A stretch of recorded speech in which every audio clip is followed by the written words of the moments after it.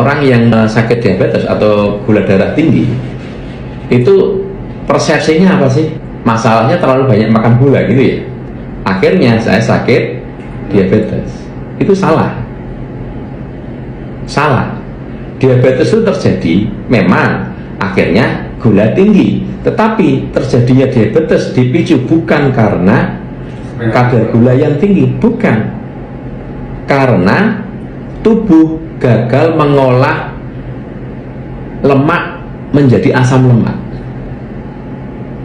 Ya, akhirnya muncul plak. Jadi pertama kali segala macam penyakit degeneratif, mau diabetes, mau hipertensi, mau gangguan jantung, mau neuropati, terjadinya sama. Terjadinya metabolisme, tubuh gagal mengolah minyak atau trigliserid untuk menjadi nutrisi asam lemak. Awalnya karena adanya gangguan lambung. Karena ada gangguan lambung, itu pasti karena gangguan lambung. Nah, gangguan lambung kan seperti saya sering bilang, bergejala, rasa nyeri, rasa sakit, ya, itu cuma 15-20%. Yang tanpa gejala, gangguan lambung tanpa sakit, itu lebih tinggi, Pak, 80%. Jadi lebih tinggi. Sehingga orang bilang, aku nggak sakit. Nah, masalahnya gangguan lambung itu, definisi gangguan lambung bukan nyeri atau tidak nyeri. Definisi gangguan lambung adalah lambung gagal memetabolisme makanan menjadi nutrisi. Dalam kasus ini, kegagalan lambung adalah mengolah protein untuk dirubah menjadi asam amino. Nah, karena orang dengan gangguan lambung, kecenderungannya cairan lambung itu pH-nya mendekati netral, mendekati 7. Apalagi orang yang punya luka radang lambung yang parah, ya. Pokoknya intinya kalau orang dengan gangguan lambung itu cairan lambungnya menuju netral. Dengan ditambahi obat-obatan antasida atau penetral asam lambung ataupun tanpa. Jadi kalau tanpa itu sudah proses alami hormonal. Oke. Ketika lambung cairannya mendekati netral, yang terjadi lambung tidak bisa masak, tidak bisa mengolah makanan. Cairan lambung itu kan kayak kompor, ada apinya. Kalau apinya kecil, dia kan masaknya lama tuh, Pak. Nah, kalau hanya karbohidrat masih mending. Misalnya makan 100% karbohidrat masuk, itu yang diproses 50% untuk dikirim ke peredaran darah. Yang 50% buang ke proses. Yang sulit itu protein, Pak. Ketika cairan lambungnya netral, mendekati netral, protein sulit diproses, sehingga paling 25%. Yang 75% dibuang. Ya, ini istilahnya angka-angka untuk memudahkan saja. Nah, padahal minyak lemak itu tidak diproses di lambung. Lambung tidak bisa mengolah minyak lemak. Minyak lemak itu begitu dari mulut kita lewat lambung itu cuma lewat saja. Dia bablas ke peredaran darah, bentuknya masih minyak lemak. Jadi kalau di lambung semua dipecah, sudah berubah fungsi, jadinya polimer. Poli itu kan bermacam-macam, dijadikan monomer satu. Karbohidrat monomernya glukosa, protein polimer dirubah menjadi asam amino. Minyak trigliserid, lemak trigliserid itu polimer. Ke lambung itu lewat tok, ke darah tetap bentuknya polimer, masih minyak. Cuman minyaknya disalut sama kilomikron, jadi bentuknya kayak telepon, ngerti ya? Tapi bentuk minyak masih utuh, bentuk minyak. Nah, minyak itu pemecahannya ada di darah, di peredaran darah. Yang memecah minyak adalah enzim lipase. Jadi enzim lipase itu kayak gunting, dia memecah minyak, kena enzim lipase kayak dipotong, kayak gunting gitu.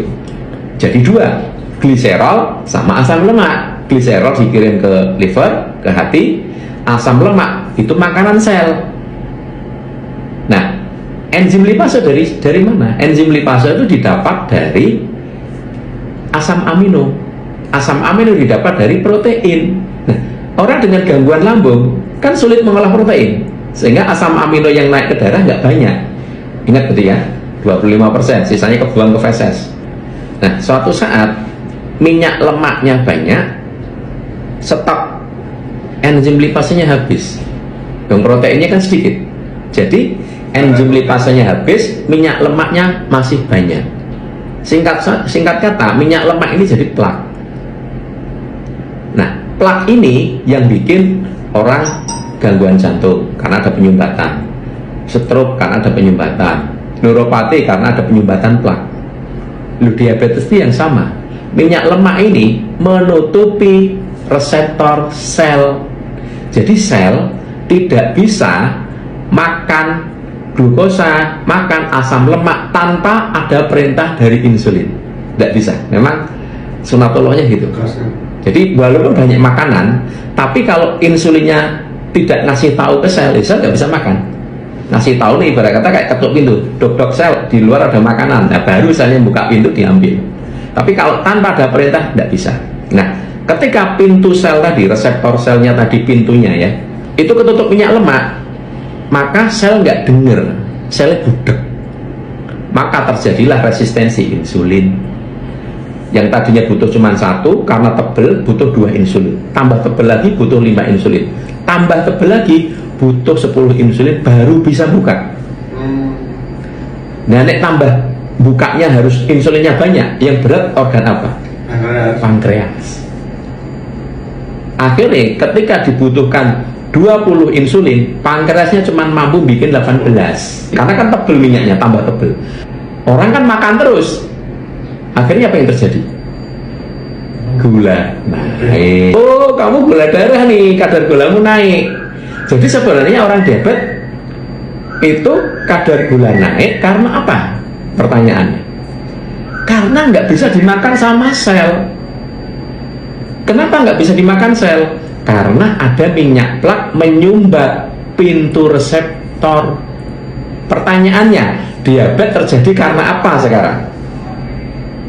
Karena ada minyak plak yang menyumbat reseptor, sehingga gula tidak bisa dimakan sel. Lah kok nyalahi gula?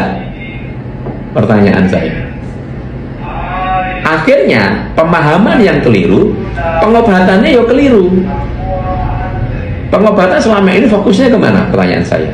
Pankreas, insulin, pankreas, insulin, bener nggak? Pankreasnya nggak bisa menghasilkan insulin, pankreas dikasih pemacu, dipicu, dipaksa, akhirnya menghasilkan insulin lagi, betul kan?